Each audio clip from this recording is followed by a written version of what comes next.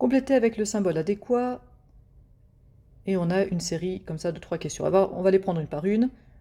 L'ensemble moins 6 sur 3, quelque chose Z. On est en train de comparer deux ensembles, donc on doit dire si l'un est inclus dans l'autre ou pas. Alors pour ça, on va déjà réfléchir un tout petit peu à ce moins 6 tiers, unique élément de notre ensemble à gauche. Moins 6 tiers, c'est égal à moins 2. Or, moins 2, ça appartient effectivement à Z. Alors attention, ici je mets bien appartient, parce que moins 2 c'est un élément, et Z c'est un ensemble. Et quand je compare un élément et un ensemble, je vais utiliser le appartient ou n'appartient pas. En revanche, attention, quand je parle de l'ensemble qui contient d'éléments moins 2, donc il se trouve que on parle d'un singleton, c'est un ensemble qui contient qu'un seul élément, c'est possible, je vais dire qu'il est inclus dans Z. Je suis en train de comparer deux ensembles, et si je compare deux ensembles, j'utilise les symboles d'inclusion ou de non-inclusion. Donc ici, oui, l'ensemble qui contient le nombre moins 6 tiers, c'est-à-dire le nombre moins 2, il est bien inclus dans Z. Question B. On voudrait maintenant que R, quelque chose R étoile, soit égal à moins l'infini 0. Je vais être égal à un ensemble, donc j'ai deux ensembles ici, il va falloir que je fasse une opération sur ces deux ensembles pour être égal à ce qui est à droite. Les opérations qu'on connaît, nous, c'est union, intersection et différence. On va essayer de trouver laquelle de ces trois opérations, en espérant que, effectivement, une des trois convienne. Pour ça, je vais faire un petit dessin. Je vais me dessiner ma droite réelle. R, c'est simple, hein, c'est tous les nombres réels. Donc c'est tout ça. Maintenant, R étoile. R étoile, c'est tout à partir de 0, mais pas 0. Et qu'est-ce qu'on voudrait obtenir? Nous, on voudrait obtenir, à la fin, moins l'infini, 0 inclus.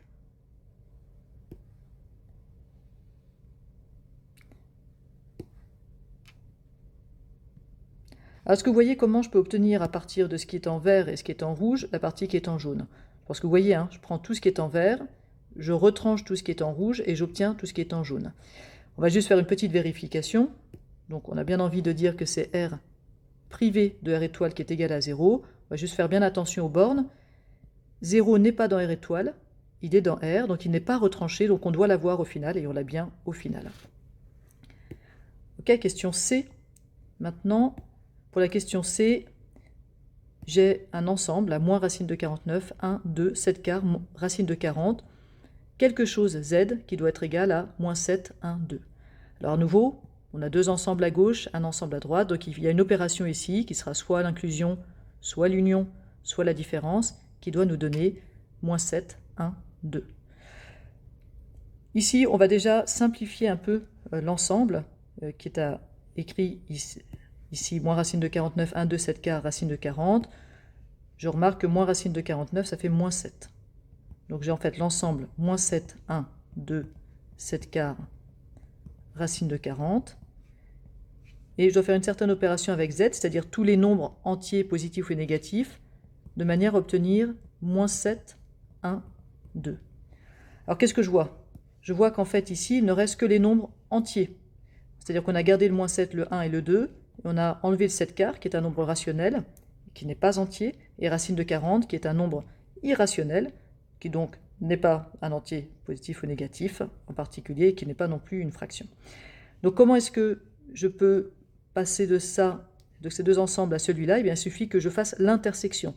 Si je prends l'intersection de cet ensemble à gauche avec Z, je vais garder de cet ensemble à gauche uniquement les nombres entiers, négatifs ou positifs, c'est-à-dire moins 7, 1, 2, exactement ce que je veux. Donc, ici, ce qu'il me faut, c'est le symbole intersection.